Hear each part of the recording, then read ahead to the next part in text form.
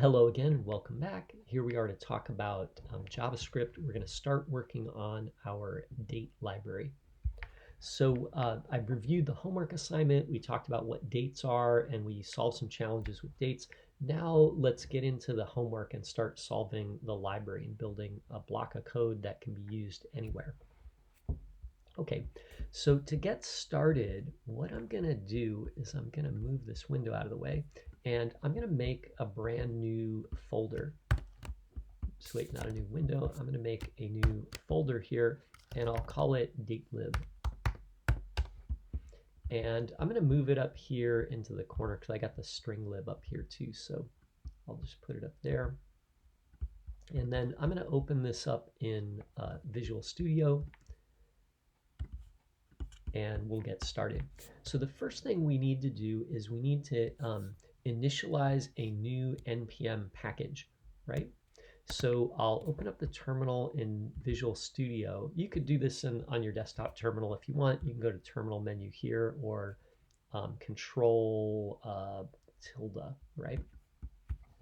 And what we'll do is we'll say npm init-y. And that should create a new package JSON for us, okay? And we can clear the terminal there. And then what I'm going to do is I'm going to make a new file here too. Actually, maybe I'll make a folder first, and I'll call it source. And then in the source folder, I'll add an index.js. So that'll be my main file there. And next, what I want to do is I want to create a folder for tests. Okay, so I'll make a tests folder. And inside the tests folder, I'll add index.test.js. So this will test the oops, you know what? It moved this. I'm going to move this outside here. Oh, you know what? This thing just doesn't want to work. Let me do this. I'm going to go to Reveal in Finder here. And let's go to datelib and let's move tests outside there. There we go, right? Okay, so that fixed that. Okay, great. So here's our tests, and this test is going to test index.js. Okay, so let's get started on our datelib. So what we're going to do is we're going to start the datelib by making a class. So I'm going to call it class D, right? Just uppercase D. And there it is, and then it'll have a constructor. And what we're going to do is we're going to use the Restoperator ..args, and this will take in any number of arguments and spread them out in case we need them. And what we're going to do is we're going to say this.date, and our class is going to compose. It's going to contain a date object, so we'll create that date object here. So we'll say new date. And then I'll do ..args right there. Okay, and if you remember, the challenges say that what we want to do is we want to have a function that returns the year, right? But it'll just be called year. So what we'll do is we'll say year is a function, and oops, and we'll return this.date.get full year. So that's not too bad. And then I'm going to add an extra challenge in here because I thought of this.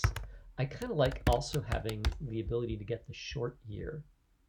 So I'll make a method for that. So I'm going to say return this.get full year mod 100. So that should narrow my year down to just the last two digits, right? Or digits, sorry.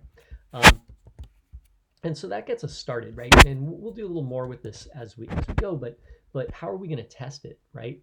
So, one way to test it would be to, run it in Node, right? So I could, at the bottom of the file here, I could make a new instance, right? I could say const lowercase d equals new uppercase D, right? And with no arguments, I should be making a date that is like today, right now, okay? And then if I said, console.log, I could say d.year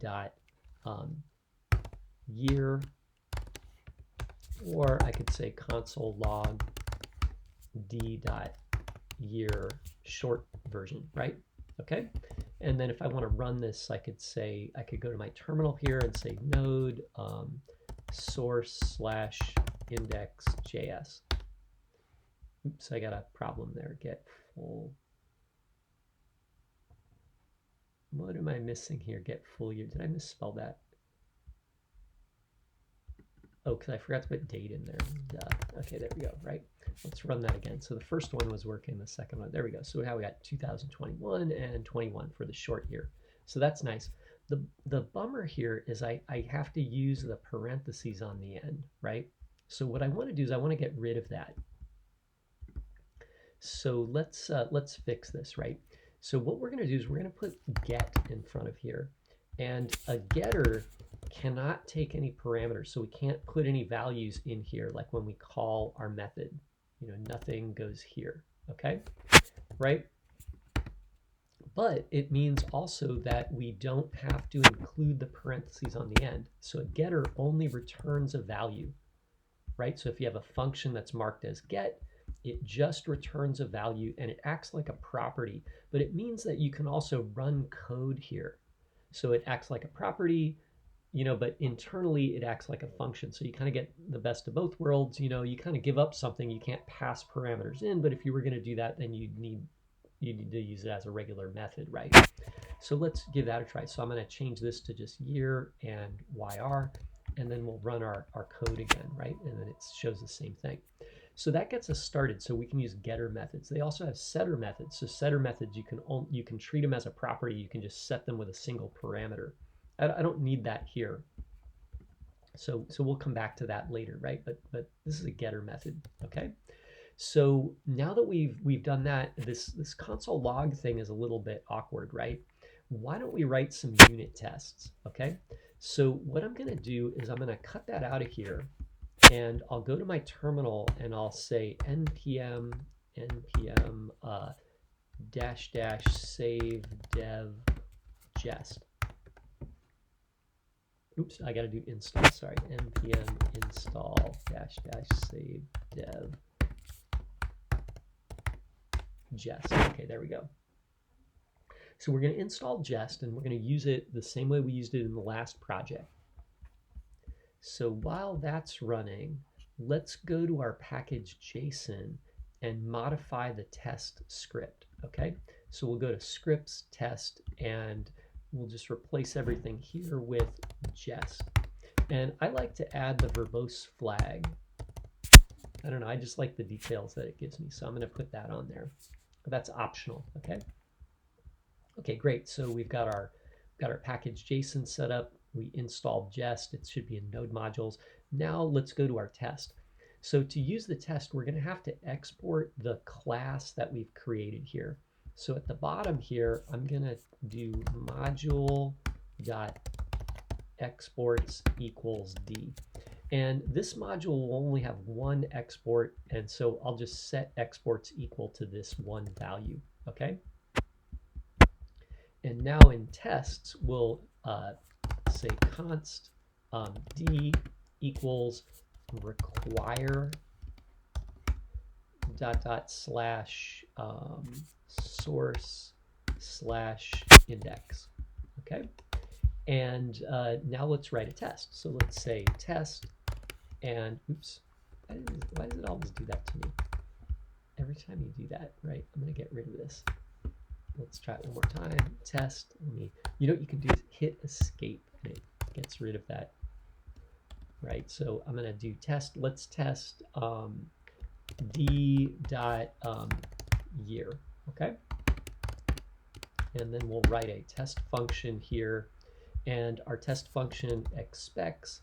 Well, actually, you know what? We need a couple dates to work with. So why don't we put a couple dates up here? So let's make a regular JavaScript date. Right, so we'll say const, how about today equals new date, and then we'll say const d lowercase equals new uppercase D. That's our date class that we've created, like our library code, right? And I want to initialize that with exactly the same date we have here so I can compare the two and make sure I'm getting the right values, right? You know, we could test just like, you know, to see if the year was 2021, but then like, you know, next year, if the, you know, if we run these tests again, they would fail, right? So I'm going to say, I'm going to initialize with today, right? So that actually will also test to see that we can initialize a date with another date, right? So we should be able to do that. Actually, maybe that kind of almost deserves its own test, right? But let's skip over that for now. So now what I want to do is I want to expect that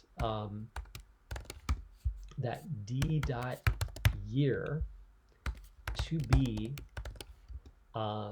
today dot get full year. So actually, you know, you can see that you know, I don't know if this is going to be that great, but like this is a lot easier to use than this, right? This is like a lot longer, and this is like simple, easy to type, right? Okay, so if that works, now we should be able to run our test. So let's clear, and we'll do npm test.